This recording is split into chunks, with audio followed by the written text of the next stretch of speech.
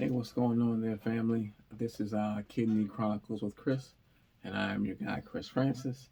And coming to you tonight, I have to apologize because I said that when I started this journey, I was initially planning to do a video every week and release it. That was my full intention, and that has not been the case. I think the last time I actually did one of these was July 10th.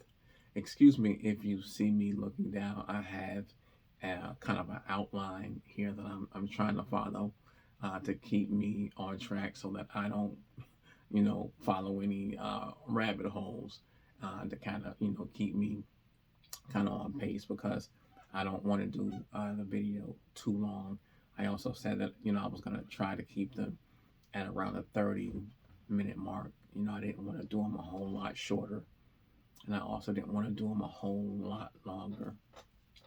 So, yeah, I find that outline helps me kind of keep, on track so that I don't, again, follow too many rabbit holes. But again, um, the last time I did one of these was July 10th, and today is August 20th.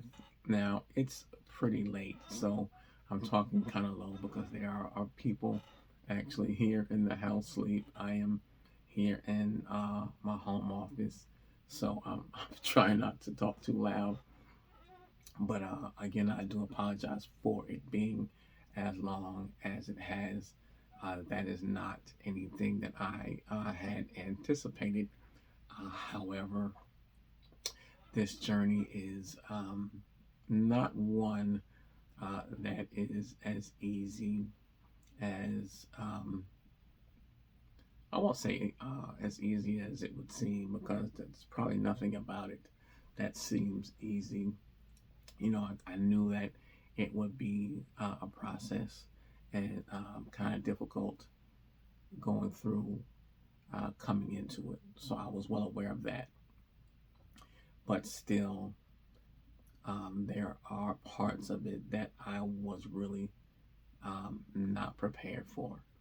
And, I think that that's natural as well. There are things that you can prepare for, that you can expect, and there are things that you do not expect. So it has been quite a journey. So I think I had been through like the first couple of um, well, I had been released from the hospital, and I had been through I think the first two uh, in office clinic visits back up to VCU when I had done the last video. So I think now I am. I think I have my like seventh or eighth visit coming up next week because I'm almost I think 2 months out. So yeah, my surgery was June 24th, and today is August 20th. So yeah, I'm approaching the 2 month mark.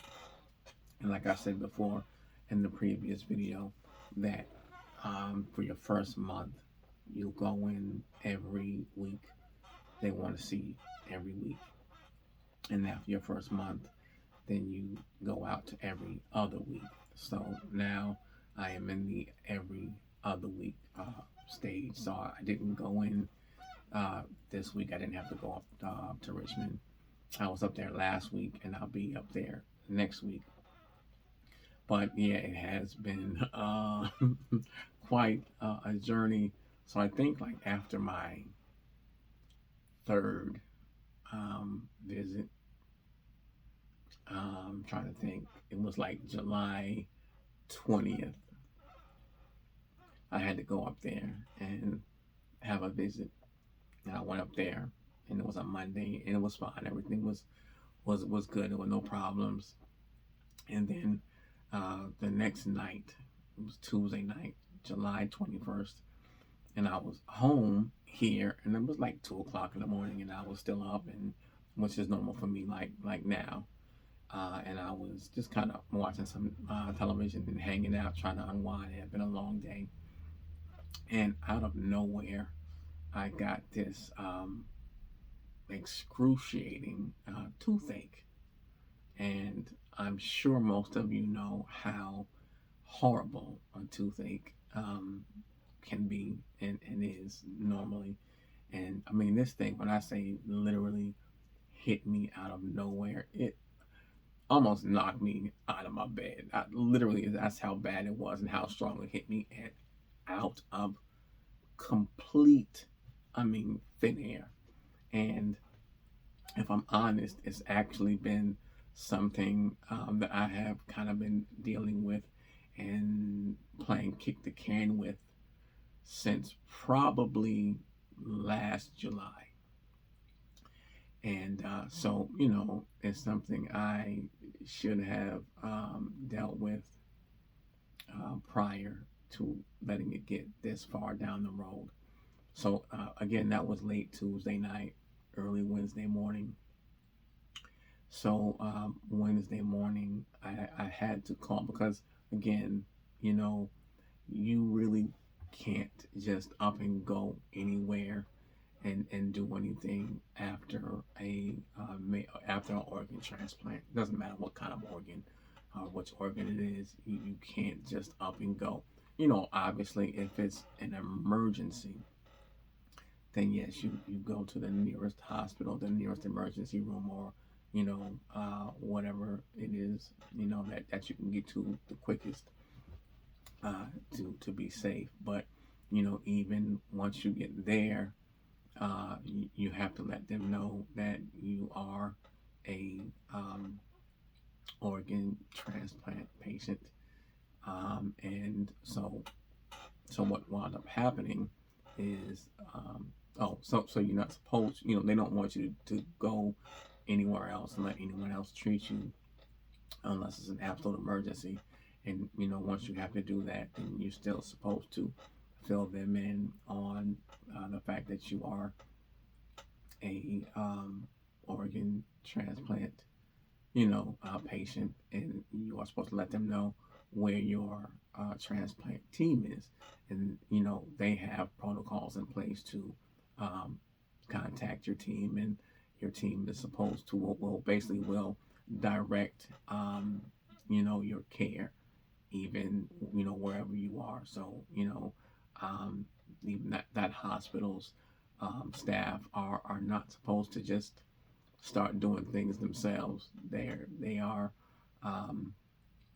initially supposed to, obviously, if you're in a dangerous life-threatening situation, they are to do what they need to do, but they also are awaiting orders from your team.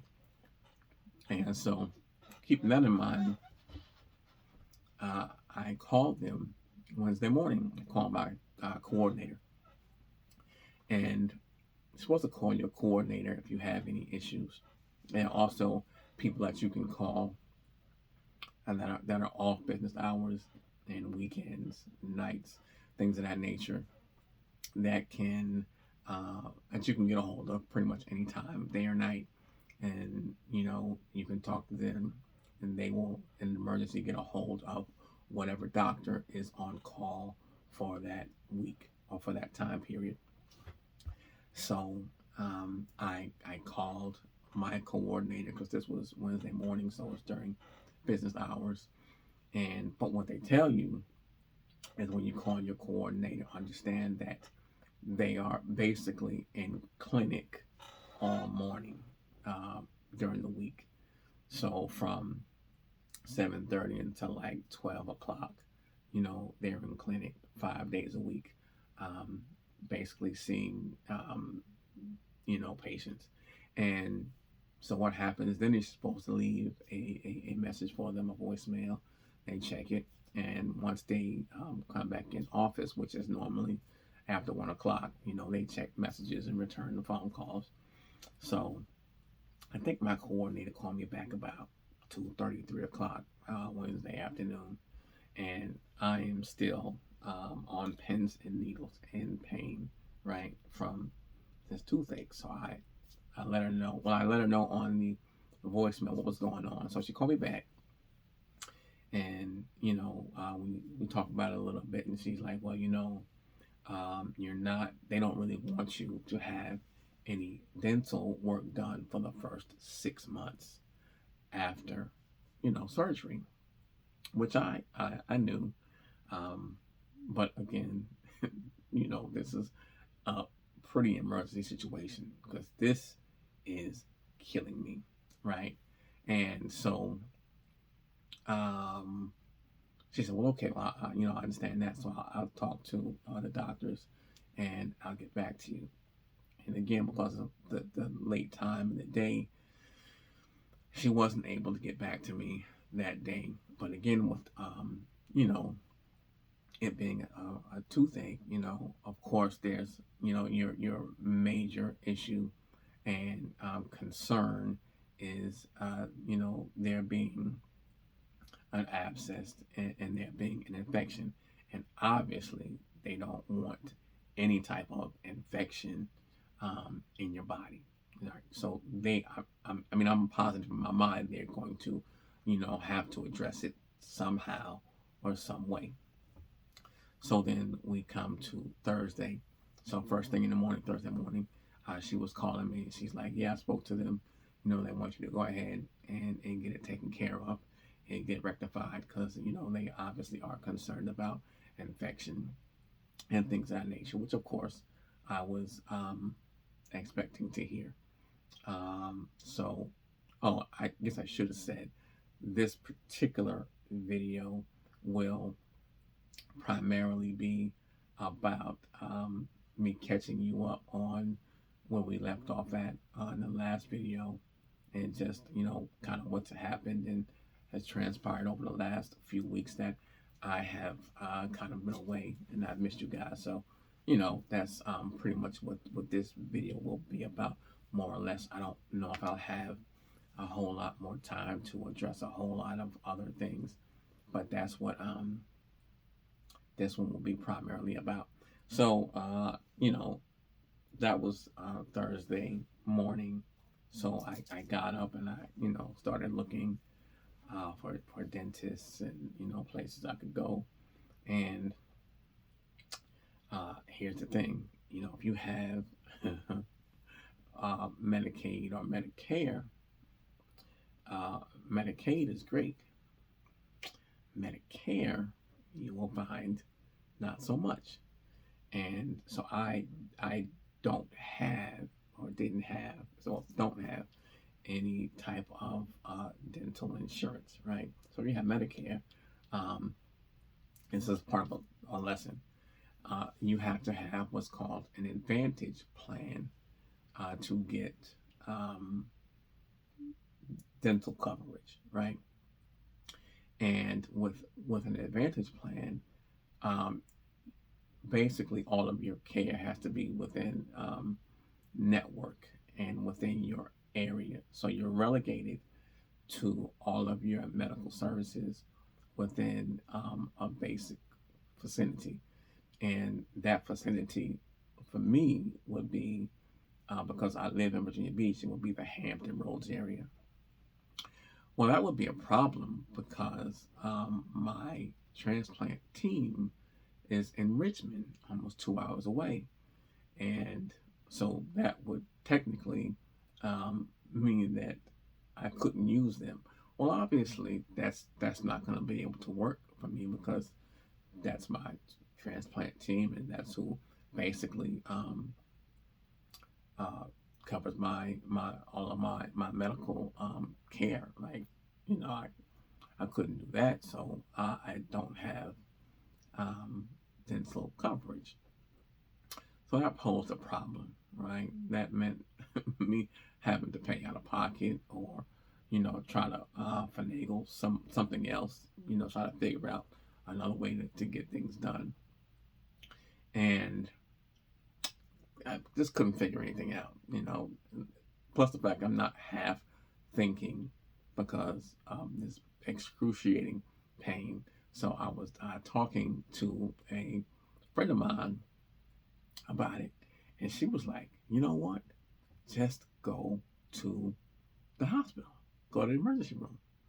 And she was like, because, you know, you go to the emergency room, they won't, a lot of times, have, if it's bad enough, they will have a dentist either there on staff or they will have one on call.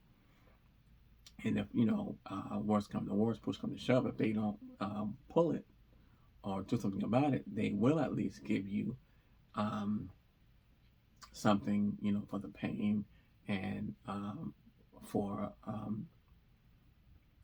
the I'm trying to say the infection, right? They'll give you, you know, some type of um, medicine for the infection. So, you know, it made sense to me. So I went ahead in there. But what had happened is because the toothache came that Tuesday night, Wednesday morning, I went basically Wednesday and Thursday because I didn't go to the hospital until about 7 o'clock Thursday night. So Wednesday and Thursday, I went without eating. Hadn't eaten anything, and I was barely drinking. That's how bad the pain was. So when I got to the hospital that Thursday night, 7 o'clock, 7:15, and I walked in, I was dragging, to say the least. So I felt like I was really, really dehydrated. I was really weak.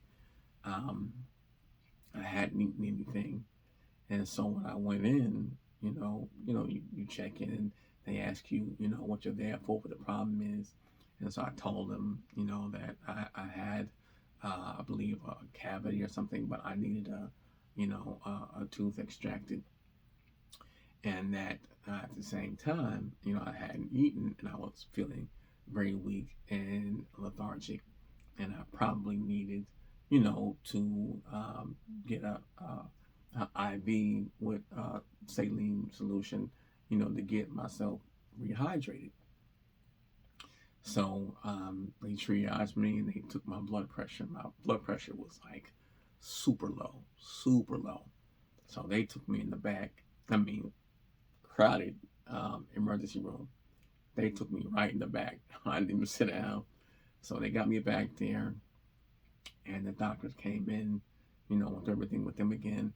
So they went ahead and got an IV started and started, just giving me saline to start to get me hydrated. And they did.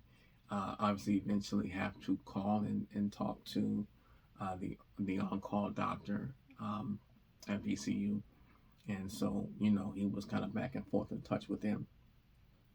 And they did go ahead and give me something for pain as prescribed by my doctor, and something to keep, the infection down, because obviously there was one, which there normally is when you have a toothache. They didn't think that there was a cyst or anything, but they always pretty much figure that you're going to have some kind of infection. So they started me on antibiotics.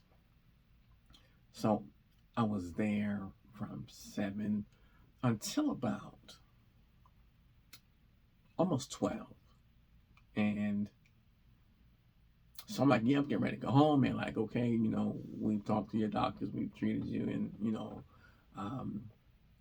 but we just want to make sure one more time that we haven't missed anything. So we're going to call and talk to the on-call doctor again.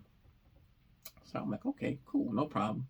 And so they came back in and they were like, it was like 12:15, 12:30.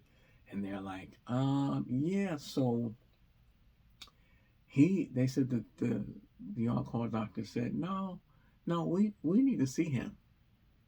Yeah. So I was like, okay, so do they want me to come up tomorrow? Tomorrow's, Friday. You want me to come up Friday? Or come up Monday? Or, I mean, when do they want me to come? So the doctor was like, no, they have sent an ambulance and they're on the way to get you. So I was like, what? He's like, yeah, they're on the way to get you. And sure enough, about 1:30 in the morning, ambulance got there and they came and picked me up and they took me from Virginia Beach back up to Richmond that night. So 4 o'clock in the morning, I'm back up in Richmond at VCU. They admitted me. Well, I was admitted by the time I got there. I think I was admitted before I left Virginia Beach. And they had a room for me, got me in there, got me situated, and they started coming in now 5 a.m. and they just wanted to check and just double check and make sure everything was good, and they hadn't missed anything, and they wanted to make they really want to put their eyes on you. They don't play, as I think I have explained to you all in the past. Like when you get an organ, like they are serious. Like they don't play. Like they are on top of everything that happens, on top of everything that you do.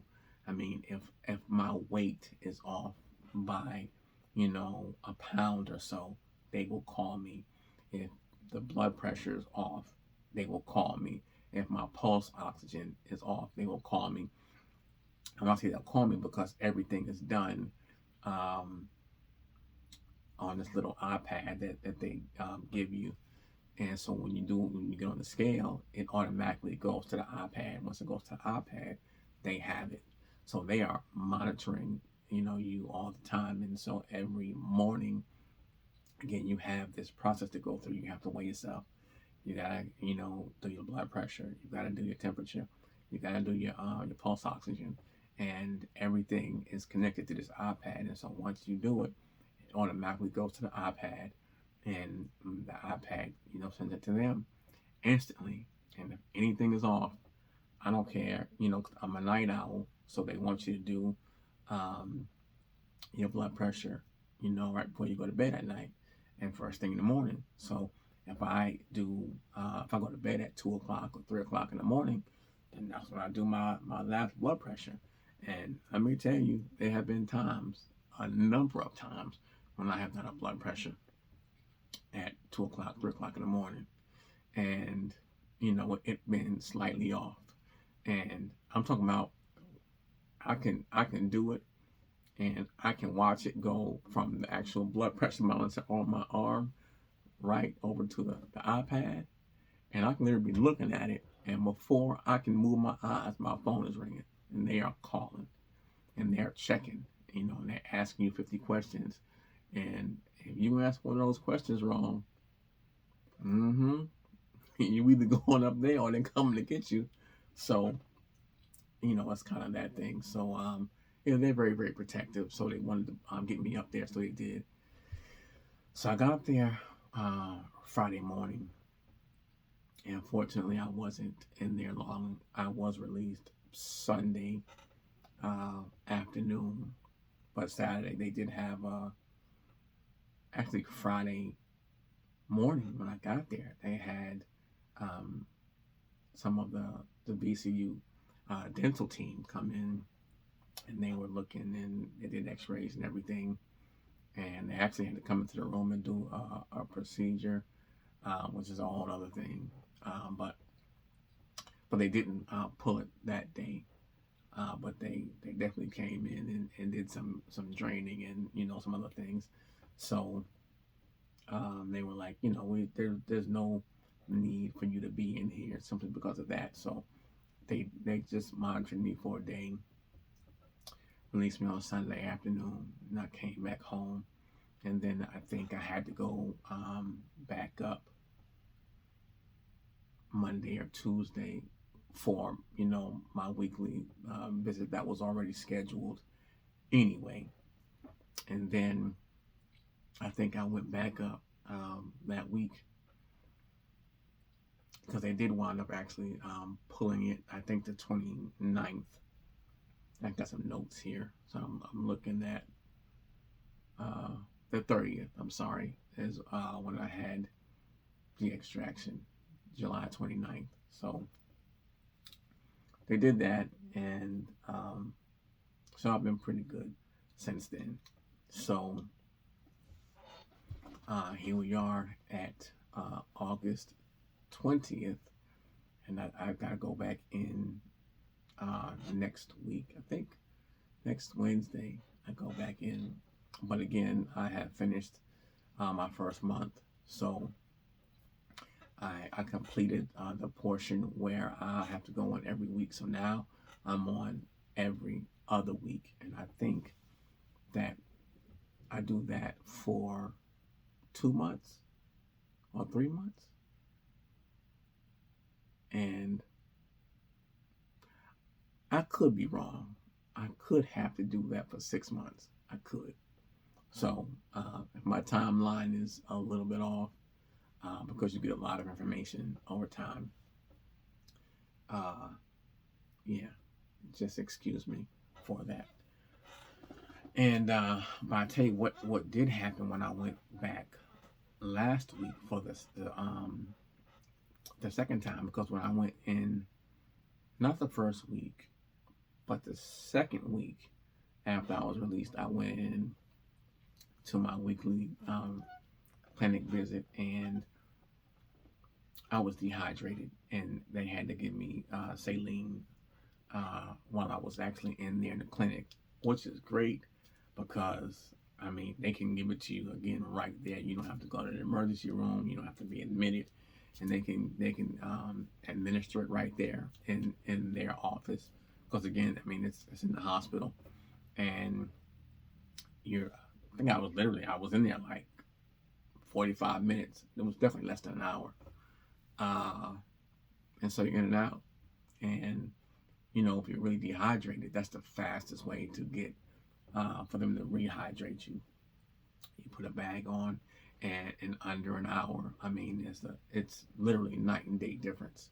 So, and I think that they, explained to me that the issue is that, I mean, my kidney is putting out more than the other kidneys were before, and so it's an adjustment period because I have to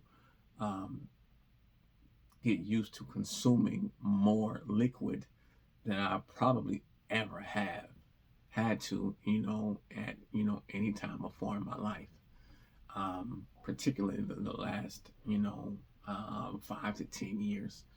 And so I drink a lot of water anyway, but never this amount. And so, it takes time for the kidney to adjust to your body and for your body to adjust to the kidney because, again, I got the kidney of a 20-year-old. And don't know if you guys can tell, beyond my rugged good looks, I am not 20 years old. I am not close to 20 years old.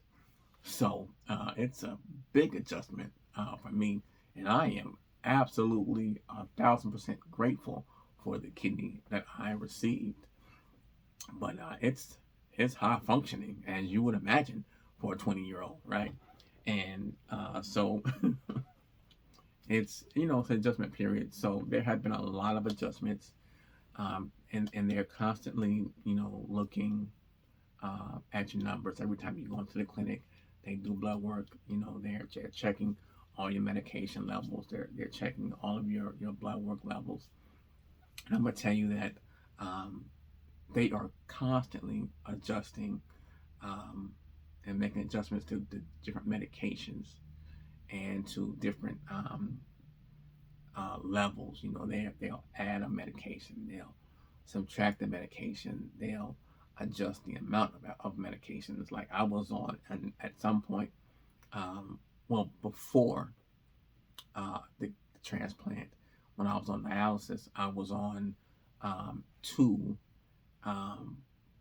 blood pressure medicines. Now, keep in mind, no one has ever actually diagnosed me with high blood pressure. They have never said that. But I have been on 2 blood pressure medications. And they just said, it was because of the dialysis and because of the lack of functioning of the kidneys. So I think right after the transplant, I was only on one, and it was dropping my blood pressure. So eventually, I think like week 3, they took me off of all blood pressure medicine, and now I don't need it, any of it. So, it's just an example of one of the ones that I didn't have to take anymore. Um, and but there was one particular medication because I was attributing the constant weakness to the high output of the kidney, and I kept getting lethargic and weak because I wasn't consuming enough liquid. No matter how much I had increased my intake, I just couldn't seem to keep up, and I kept feeling like I was getting weak. I kept putting out more than I could take in, and I just was like, oh my god, like I can't keep up. Like it was just a lot happening, and again, so again last week when I went in, I had to get an IV and a bag of saline, you know, which is again a pretty easy process. They can do it right there in the office, and it takes less than an hour, so it's no problem. But it just kind of in the way a little bit, but it's fine. But what happened is I was doing some research on some of the medications, and one of the medications in particular, because I have, in the meantime, I don't think I mentioned in the last video that I have had some things pop up, with one of the medications in particular, and they kind of told me from the beginning that the medication called tacrolimus, right, which is one of the primary medications, right? I told you that there are 4 medications that you will have to be on pretty much for the rest of your life, and these are the medications that basically suppress your immune system, right? Because you basically cannot have an immune system when you have a new organ, because your immune system will attack anything foreign in your body, and that includes a organ, right? Because all it knows is it's a foreign object. It didn't. It's like, hey, it didn't come here with us. It's not a part of us. So it tries to attack it and kill it. So for that reason, when you have a organ transplant, you have to keep your immune system very, very, very, very low. And so there are 4 major immunosuppressants that you will basically have to be on for the rest of your life. Well, one of them is called tacrolimus, and it has is known to have some pretty deep side effects, and all of them everybody won't suffer from. You may suffer from some, you may suffer from none, you may have a different kind of blend of which ones you may feel, but I watched a video on it and some of the side effects that people are having, and because there are ones that they tell you about, and then there are ones that you find out about from other people who have actually been on it and are on it, and some of the things that they say that are pretty consistent, and it's like, wow. So actually one of the things that they said was lethargy and weakness, and just feeling tired, and feeling like you were dehydrated. And so I was like, wow, so maybe what I'm feeling is not necessarily all from the dehydration of the output of the kidney itself. It's actually a side effect of the medication, which was very interesting to learn. Um, Also, I have um, tremors. I have developed tremors, which is a very, very odd and weird side effect. And that's one they told me about.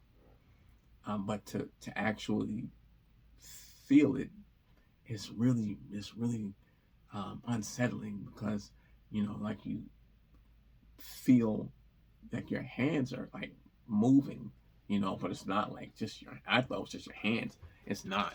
It's pretty much almost your whole body, and it kind of makes you a little bit unstable. When you walk and you just it's kind of feel like you're walking during an earthquake. It's weird. So your footing is not as stable as it was, which is a very, very unsettling feeling. So, um, I talked to him about that last week, and I was like, look, I think you guys gotta gonna have to kind of cut back on some of this stuff. Like this is it's crazy, and they were looking at my numbers, and they were like, well, we kind of uh, where your numbers are is pretty much where we like to see them, and because there's always there's guidelines that they try to follow. They don't want you too low, they don't want you too high, so they're like, because I think 3 of these pills a day. I might take 6 of them a day. It's crazy. You might take 3 in the morning and 3 at night. So yeah, so it's kind of it's a lot. So I was trying to hope that they were gonna minimize it, but they didn't as of yet. So we'll see. And as time progresses, they say they can begin to kind of cut some of them. So but because you're on so many different medications, I don't know which ones they will cut or minimize and which ones they won't. But again, those 4 immunosuppressants, you'll pretty much be on for the rest of your life. So it's quite interesting. So that's kind of what has been going on with me for the last few weeks. So I wanted to catch you up on why the video has not been made, but I hope this kind of clears things up for you guys a little bit. And I thank you for your time and for watching and for following and for being patient with me. Again, I'm your guide, Chris Francis, and this is Kidney Chronicles with Chris. Listen, please like and share and comment if there are any things that you would like to know in particular and specific that I can help you out with in any way. Now, understand, my story is my story. You could probably talk to 20 different people and get 20 different stories, right? There will be some similarities, some overlap, some things that kind of mirror and match, but there are going to be things that also are very unique to each story. So just keep in mind that my story is mine, and but if there's anything that you want to know, if you are on dialysis or if you are not on dialysis, and either way you are on a kidney transplant list and you're just curious about the process of what happens, or what happens afterwards, what your recovery time looks like, what the process looks like, um, you know ask me. Feel free to comment. If you comment, ask a question, whatever it is, I will be more than glad to answer and to help you as best as I possibly can. You know, if I can contact you and reply in the comments, I will. Or I can actually answer the question in a video. I will probably do both. If you ask me a question, I'll probably comment in the comment section, but then I will also address the question in the next video whenever that arises, depending upon when it is, which video you ask me during. And so again, when I come back to you next time, I'll have just a hopefully it'll be a lot sooner. So I'll have just a really brief update about, where I am from this point until that point. And then, I will continue with the process and my experience with this whole journey, continuing on, and even some more of the background story of, how we got here and the process of getting here. So again, you can always also email me directly at Kingdom Realty Group LLC at yahoo.com. And for those of you that do not know, that missed it, I am a licensed real estate agent here in the Hampton Roads area. I am Chris Francis, your favorite Hampton Roads real estate agent. And if I can help you to buy or sell any property anywhere in the Hampton Roads area, please feel free to reach out to me. If you are an investor, we also wholesale. And so, if you're looking for something potentially off market to purchase for a flip or for a buy and hold, reach out to me. Again, you can either comment below or you can email me directly. And that would be fine. No problem. And again, if I can help you with any questions, any information,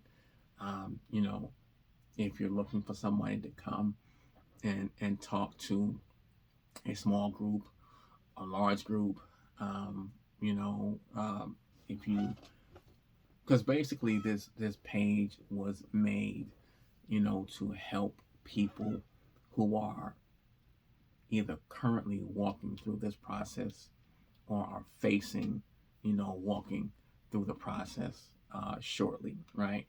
And when I say the process, I mean the process of kidney transplant in particular. I can't tell you about any other type of transplant because this is the only one that I've had to go through, but I can also tell you about dialysis and how that went for me. Again, you ask 100 people and you'll get 100 stories. I did PD, which is peritoneal dialysis. So I was on a dialysis machine for basically 8 hours a night, 6 days a week. It's supposed to be 7 days a week, but as long as you have your numbers above a certain level, they tell you can take a night a week off. And they may not tell you that, but my people told me that. And so kind of take that with a grain of salt. That may not be for you. Your dialysis center, dialysis doctor, basically who will control and dictate your management, they may not tell you that. So I'm telling you what they told me and allowed me, which was great for me because I needed one night a week off because I go out and do some marketing and advertising things late at night, generally on Friday night. So I kind of needed that. So that helped me. But again, this is for people who are going through this and who may not have the full understanding or may have it themselves, but who may not be able to verbalize it to their friends or their family or their loved ones, right? Or who may have a hard time verbalizing it. I can help with that. These videos can potentially help with that, to explain some things, to bring clarity to some things. I, however, did not share. I'm a very uh, personal guy, so I don't share a lot of things with a whole lot of people. So very, very, very few people have known that I was dealing with this. And even when I went on dialysis, very few people knew that I was on dialysis. And even fewer people knew and know that I have had a kidney transplant. And I think I only have about 2 or 3 people that know, that actually found out inadvertently. They didn't find out from me, but they found out about it actually from one of these videos. Ironically enough, it's just so I guess they did find out from me, but they didn't really find out from me. Like they saw a video, and but I didn't tell them myself. I think I told, when I got the call, I told like 5 or 6 people that are my core group, and nobody outside of that knew or knows. So, because I don't have uh, much family. You know, I don't have any direct family left. My mom is gone, my dad is gone, my brother's gone. So it's just kind of me, in a sense. So yeah, but I can hopefully help somebody else who does have family or friends, or you know support group that you may want to share things with, but you again may not be able to express. You may not feel comfortable expressing. So if I can, if a video helps, or if I can, you need me to come and speak to them, I can do that. And again, you can always reach out to me by email at Kingdom Realty Group LLC at yahoo.com, or you can leave a comment below, or you can direct message me, just depending on what platform you see this on, because I am on several platforms. I'm on YouTube, I'm on Instagram, I'm on Facebook, and I am on TikTok. So you can find me in a lot of places. So just depending on where you find me, you can direct, DM me, or you can just comment, or you can email me. All right. Well, we are at almost a 50-minute mark. So, even though I have an outline here and try to keep it to around 30, 35 minutes, apparently that didn't work either. So, I'm going to have to figure this out. So, but I hope it helps you. Again, if it did, please don't be afraid to like, share, and comment. All right. And I hope you guys have a great evening, and I'll talk to you soon. Thank you.